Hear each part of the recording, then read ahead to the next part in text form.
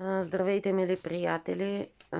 Сега чрез едно приложение се опитвам да оставя клипче, стихче, защото, както вече споделих на няколко пъти, в YouTube това се получава единствено и само и когато наистина е от 15 секунди, което няма как да стане в един стих. Така и не получих задоволително много отговори относно това дали да не споделям част от стих и в продължението, в предаванията на живо да четем неговото продължение. Въпросът е такъв, че снощи не можа да направя предаване на живо, но часа си остава същия 10 часа. Или ако искате, мога да качвам по някоя клипче стихче. Извиняйте, че ме виждате на малък екран, но все още доразучавам това приложение. И нали, ще ме виждате на малка снимка в ъгъла на екрана си. Благодаря на всички, които използваха камбанката. Виждам, че имам нови абонати, за които също благодаря. Камбанката, за да ви известя всеки път, като се включа на живо.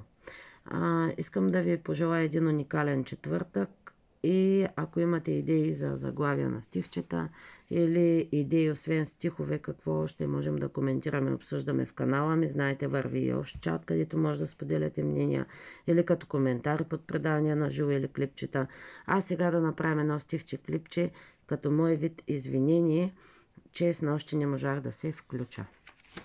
То се казва стихчето Нощна прегръдка. Света смрачи се на зазоряване, не искаше да пуска нощта да се тръгне. Там в съня потънала бях в твоите обятия и стисках в очите си съня. Усетих лъч светлина по клепачите и дори в съня си леко се усмихнах.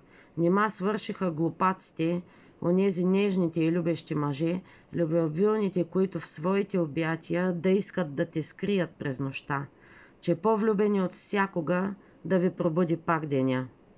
Но на мен не ми се събуждаше някакси, спеше до мен, но прегръдката ти имах само в съня си. Това е едно мое стихче от 5 октомври 2024. Нарочно го изчетох в предпоследното ми предаване на живо, там където не четяхме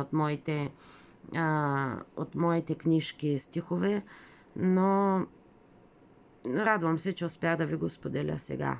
Обичам ви, прегръщам ви и ви очаквам всяка вечер в 10 часа в моите предавания на живо. И както вече споделих, ще е най-добре, ако искате да натиснете камбанката до бутона абониране, за да не пропускате всеки път, когато започва мое предаване на живо. Пожелавам ви хубав, уникален, невероятен ден. Целувки от Велико Търново и ви очаквам само до вечера от 10 часа. Това е възможно най-близката ни среща, която предстои. Чао, милички!